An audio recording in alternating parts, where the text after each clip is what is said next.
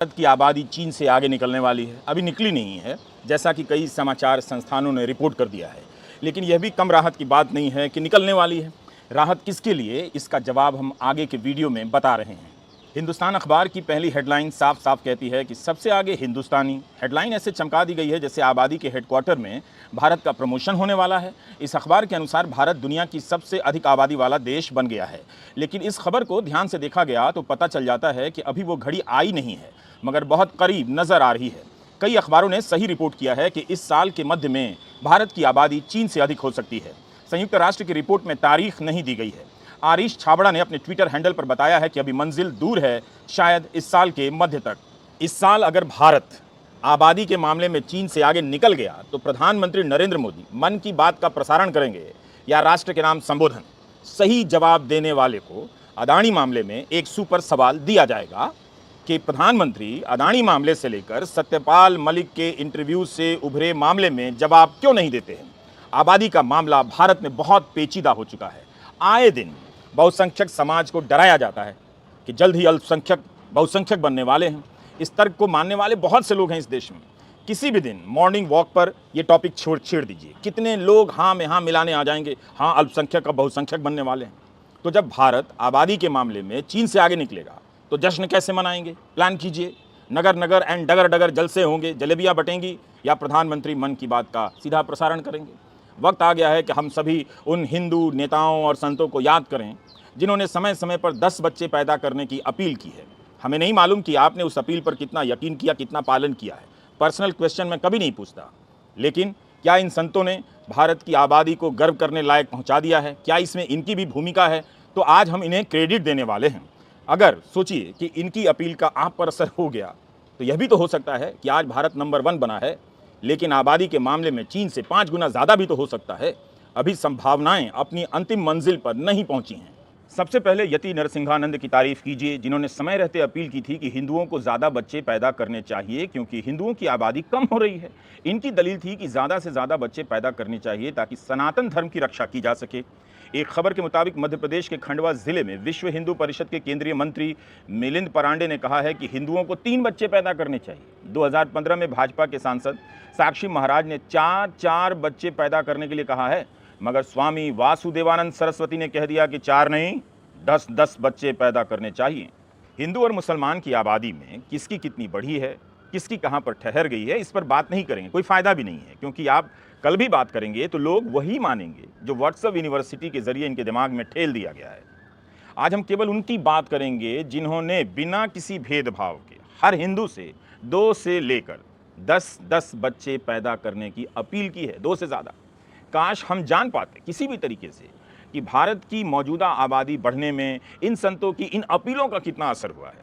हमारी लिस्ट अभी खत्म नहीं हुई है, बहुत लंबी है। साध्वी रितंबरा को याद करना समीचीन होगा क्योंकि भारत चीन से आगे निकला है। अप्रैल 2022 का उनका बयान है कि हर हिंदू को 2 बच्चों की सोच से बाहर आ जाना चाहिए।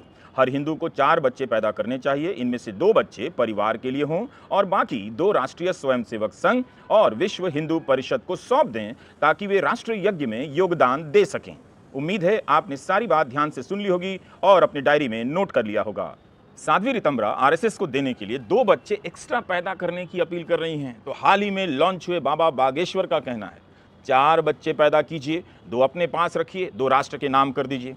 तो आपने देखा कि कोई राष्ट्र के लिए 4 बच्चे पैदा करवा रहा है तो कोई आरएसएस के लिए 2 एक्स्ट्रा पैदा करवा दे रहा है। मतलब साफ है, 4 बच्चा पैदा करने में इनका अपना कोई निजी स्वार्थ नहीं है। इनका मकसद राष्ट्र है और आरएसएस के लेवल का है। नवंबर 2015 की इस खबर को पढ़कर आपका सीना चौड़ा हो सकता है। आर्य प्रतिनिधि सभा हरियाणा के प्रदेशाध्यक्ष आचार्य विजयपाल ने कहा है कि हिंदू समाज और वैदिक संस्कृति की रक्षा के लिए हिंदू समाज के लोगों को चाहिए कि वे 1 या 2 बच्चे पैदा करने की प्रथा को छोड़कर कम से कम 5 बच्चे पैदा करें। साथ ही हिंदू अपने इन बच्चों में से 1 बच्चा, ध्यान से सुने और नोट करें, देश को समर्पित करते हुए गुरुकुल को सौंपने का काम करे ताकि एक समृद्ध भारत व समाज की संरचना की जा सके। सबसे पहले ये तय होना चाहिए कि थोक में बच्चा पैदा करने के बाद किस किस को कितना बच्चा देना है। पुलिस है, सेना है, तमाम तरह के अर्धसैनिक बल हैं, इन सब के होते हुए भी ये लोग वैदिक संस्कृति तो कभी सनातन धर्म की रक्षा के लिए 4 बच्चे पैदा करने की बात करते हैं। राष्ट्र की बात ऐसे करेंगे जैसे सेना में बहाली निकल गई है और बच्चे नहीं मिल रहे हैं। तो डिसाइड करो किसे कितना बच्चा देना है। गुरुकुल भेजना है, आरएसएस को देना है, वीएचपी को देना है या राष्ट्र को देना है। एक तो बच्चा पैदा करते रहो, दूसरा इसमें दिमाग भी लगाते रहो कि इस बार किसको देना है, उस बार वाला किसको दे दिया, ये भी याद रखना है। इन बाबाओं को साफ करना चाहिए कि राष्ट्र और धर्म को अतिरिक्त बच्चे की ज़रूरत कब है, होली कब है, क्या आज ही है या 10 साल बाद है। अगर आज ज़रूरत है तो फिर 4 बच्चों के पैदा होने और बड़ा करने का इंतज़ार हम क्यों कर रहे हैं।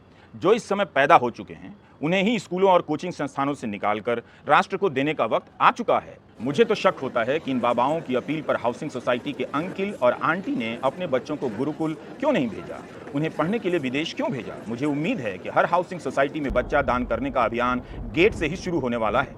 आबादी की राजनीति के आधार पर सबसे अधिक जहर फैला है तो ऐसी जगहों से फैला है, तो सबसे पहले यही लोग बच्चा दान करने के लिए आगे आएँ। मुझे पूरा यकीन है कि किसी भी हाउसिंग सोसाइटी के व्हाट्सएप ग्रुप में इसका विरोध नहीं होगा। ये वीडियो आप शेयर कर सकते हैं। अभी तक जितने भी बयान मैंने देखे हैं उनमें से किसी संत ने नहीं कहा है कि जो भी 4 बच्चे पैदा करेगा उसे प्रधानमंत्री गरीब कल्याण योजना के तहत 20 किलो अनाज और फ्री मिलेगा, उज्ज्वला योजना के तहत 4 सिलेंडर फ्री मिलेगा। तो रिटायर्ड अंकिलों, आओ कूद पड़ो भांति भांति की रक्षा का टारगेट लेकर इस हवन कुंड में और अपने बच्चों को दान कर दो। राष्ट्र यज्ञ का शौक पूरा हो जाएगा। किसे दान करना है के अलावा यह भी तय करना है कि आखिर कितने बच्चे पैदा करने हैं। कोई संत 3 बताते हैं, कोई 4, कोई 5, टॉप लेवल के संत 10 बच्चे पैदा करने की राय देते हैं। वैसे कई बयानों में हमने 4 का ही टारगेट कॉमन देखा है, उभयनिष्ठ। योगी सरकार के पहले कार्यकाल में एक मंत्री हुए, इस बार नहीं हुए। उस बार उन्होंने कहा कि हिंदुओं को हम 2 हमारे 1 की नीति छोड़कर हम 2 हमारे 5 की नीति अपनानी चाहिए। बट इसमें एक लेकिन भी है, जैसा कि छपा है। मंत्री जी ने यह भी कह दिया, इन्वर्टेड कॉमा में, विशेष समुदाय को 2 से ज़्यादा बच्चा पैदा करने पर किसी भी सरकारी योजना का लाभ नहीं मिलना चाहिए। जनसंख्या पर कानून बहुत ज़रूरी हो गया है। बताइए, है ना कमाल का बयान। विवेक के नष्ट होने पर ऐसे ही फूल चारों तरफ खिलते हैं।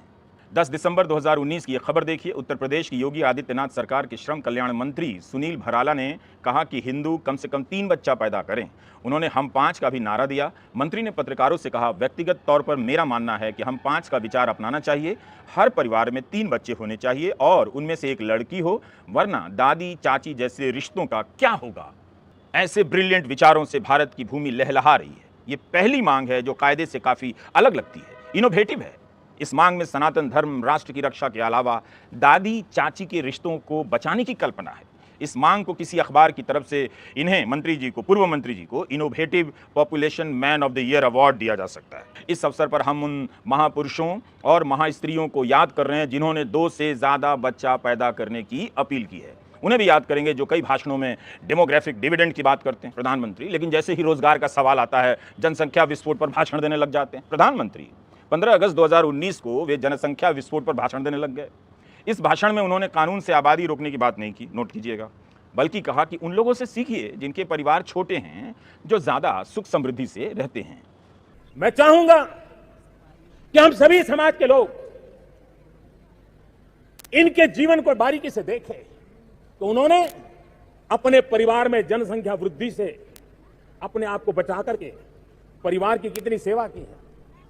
देखते ही देखते 1-2 पीढ़ी में ही परिवार कैसे आगे बढ़ चल गया है, बच्चों ने कैसे शिक्षा पाई है, वो परिवार बीमारी से कैसे मुक्त है, वो परिवार अपने प्राथमिक आवश्यकताओं कैसे बढ़िया ढंग से पूरा करता है। प्रधानमंत्री कहते हैं परिवार छोटा हो, उन्हें समर्थन करने वाले संत श्रेणी के लोग कहते हैं बच्चा पैदा करो, 5 तो करो ही। अब आइए थोड़ा ब्रेक लें और हिटलर को याद करते हैं। हिटलर भी यही बात करता था।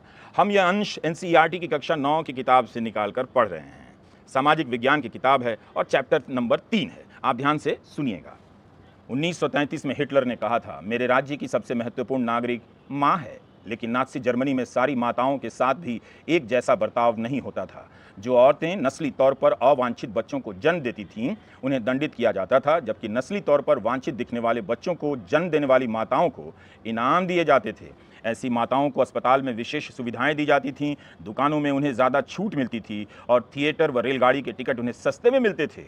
हिटलर ने खूब सारे बच्चों को जन्म देने वाली माताओं के लिए वैसे ही तमगे देने का इंतज़ाम किया जिस तरह के तमगे सिपाहियों को दिए जाते थे।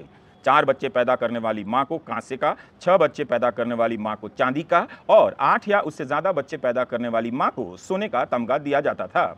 निर्धारित आचार संहिता का उल्लंघन करने वाली आर्य औरतों की सार्वजनिक रूप से निंदा की जाती थी और उन्हें कड़ा दंड दिया जाता था। बहुत सारी औरतों को गंजा करके, मुंह पर कालिक पोतकर और उनके गले में तख्ती लटकाकर पूरे शहर में घुमाया जाता था।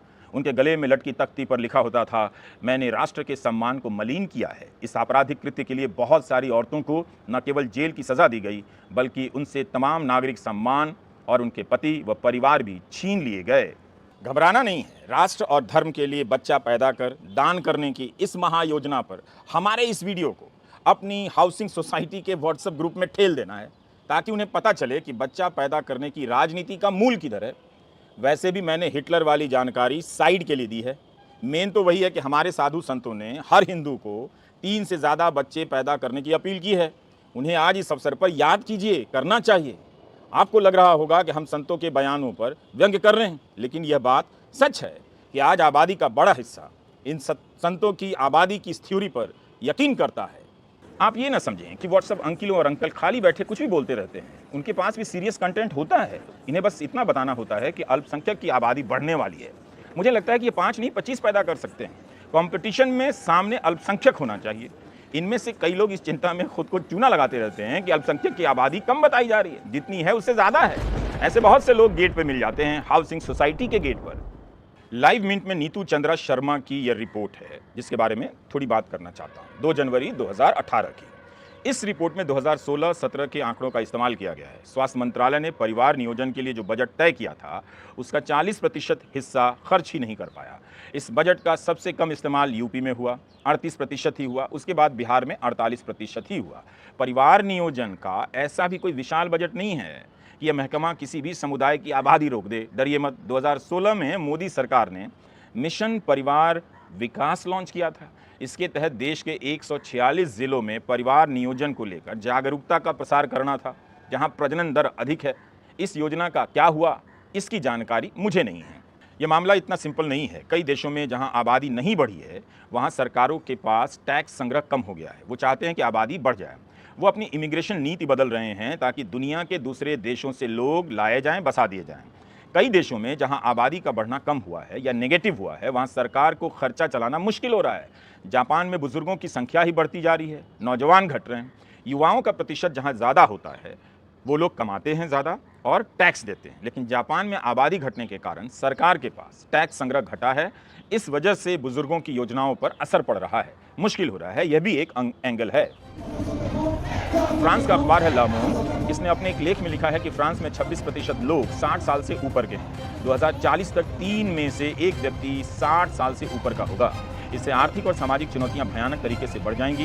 यह एक टाइम बम के समान है। जो बुजुर्ग हैं, उनकी उम्र बढ़ती जा रही है। ऐसा होना हमेशा अच्छा नहीं होता। आने वाले वर्षों में 27 से 37 लाख लोग पेंशन पर निर्भर होंगे, इसलिए पेंशन देना मुश्किल हो जाएगा। प्रधानमंत्री बनने के बाद नरेंद्र मोदी ने अपने कई भाषणों में डेमोग्राफिक डिविडेंड का जिक्र किया है। आर्काइव से निकाल कर सुनिए तो। लेकिन जैसे ही महंगाई और बेरोजगारी बढ़ती है, वे जनसंख्या विस्फोट पर शिफ्ट कर जाते हैं। दूसरी ताकत है डेमोग्राफिक डिविडेंड। जिस देश के पास 35 से कम उम्र के 65% नौजवान हो, इससे बड़ा उस देश को क्या चाहिए? इससे बड़ी क्या संपदा हो सकती है? और तीसरी बात, डिमांड। पूरा विश्व भारत की तरफ नजर कर रहा है। क्यों? क्योंकि उसे मालूम है 125 करोड़ का देश है, बहुत बड़ा बाजार है, बहुत ज्यादा डिमांड है।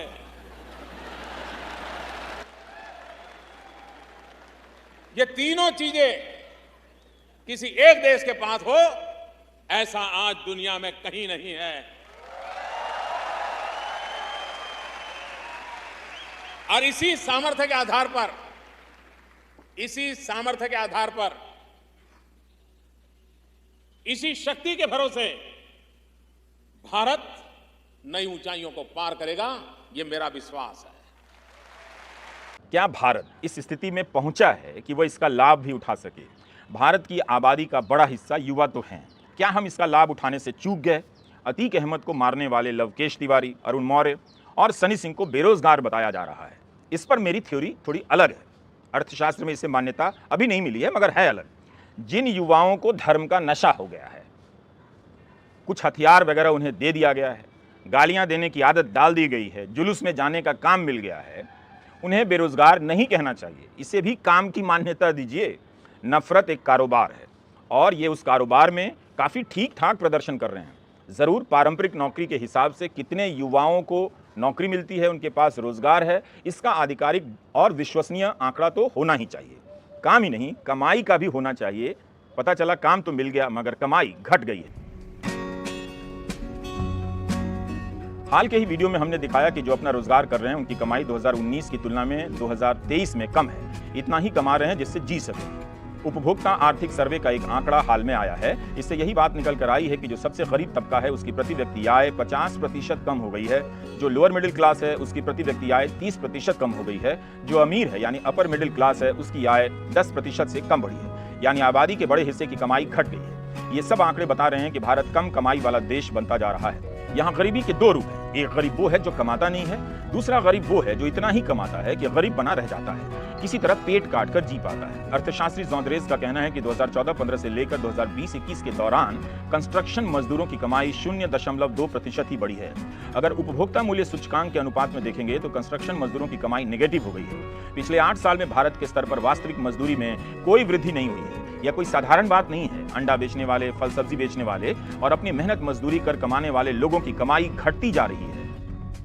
आबादी को लेकर उलझन तो बहुत है। साधु संत अपने महाधिवेशनों में 5 बच्चे पैदा करने की अपील करते हैं, वहीं राज्य सरकारें पंचायतों में कानून बना देती हैं कि जिनके पास 2 से अधिक बच्चे हैं चुनाव नहीं लड़ सकते। ये ठीक नहीं है। एक तो आरएसएस को बच्चा दान करो और दूसरा पंचायत चुनाव भी ना लड़ पाओ। मुझे लगता है कि यह उन लोगों के लिए अच्छा नहीं है जिन्होंने अपना विवेक दान कर दिया है, सोचने समझने की शक्ति का सत्यानाश कर दिया है। उनके लिए ये स्कीम ठीक नहीं है। कोचिंग संस्थानों के प्रति मेरा नजरिया लगातार बदलता जा रहा है। ये ना हो तो भारत के युवाओं की जवानी कोचिंग क्लास से बाहर कटने लग जाएगी। कोचिंग संस्थानों ने करोड़ों युवाओं को 3-4 साल के लिए अपने संस्थानों में पैक कर लिया है। उसके बाद जब इनकी जवानी गुजर जाती है तब फिर इन्हें बाहर छोड़ दिया जाता है। वहां से निकलकर इनमें से कुछ युवा अपना कोचिंग संस्थान खोल लेते हैं। यह चक्र अपने आप में रोजगार का बड़ा साधन बन चुका है। कोचिंग के मालिकों को पद्मश्री से लेकर भारत रत्न दिया जाना चाहिए। उससे पहले इन्हें सूर्योदयी उद्योग का दर्जा मिलना चाहिए। इससे बड़ा ढोंग यह नहीं हो सकता किसी कोचिंग से पढ़कर कोई आईएएस बनता है, कैबिनेट सचिव बनता है और कोचिंग के लिए कुछ नहीं करता है। इंडियन एक्सप्रेस और हिंदू अखबार में आए दिन विज्ञापन छपता है जिसमें रिटायर आईएएस और आईपीएस कोचिंग संस्थानों से जुड़े नजर आते हैं। क्या कमाल का चक्र है ना। आईएएस बनने के लिए कोचिंग, आईएएस से रिटायर होने के बाद कोचिंग। यूपीएससी में 700-800 सीटें होती हैं। इतनी सी सीटों के लिए 6.5 लाख उम्मीदवार परीक्षा में बैठते हैं। परीक्षा में बैठना भी भारत में एक काम है। इसके नाम पर भारत के युवा कई साल तक बैठे ही रह जाते हैं। आबादी का बड़ा हिस्सा कमा नहीं पा रहा है, कमा रहा है तो बहुत कम कमा रहा है। उससे अपील की जा रही है कि वही 5 बच्चे भी पैदा करे ताकि 2 या 3 बच्चों को हिंदू धर्म, सनातन धर्म, वैदिक संस्कृति, विश्व हिंदू परिषद, आरएसएस, राष्ट्र की रक्षा के लिए और उसके अलावा गुरुकुल के लिए दान दे सके। एक तरफ इस टाइप की अपील है और दूसरी तरफ जनसंख्या नियंत्रण कानून को लेकर ड्रामेबाजी। तय कर लीजिए कि आबादी रोकनी है या आरएसएस के लिए बच्चे पैदा करने हैं। फिलहाल सेलिब्रेशन टाइम लगता है आने वाला है। प्लानिंग शुरू कर दीजिए। बाबा लोगों को घर बुलाकर बच्चों को दान देना शुरू कर दीजिए। इतना सीरियस होकर ये वीडियो देखने की ज़रूरत नहीं है। हंसना शुरू कर दीजिए। नमस्कार।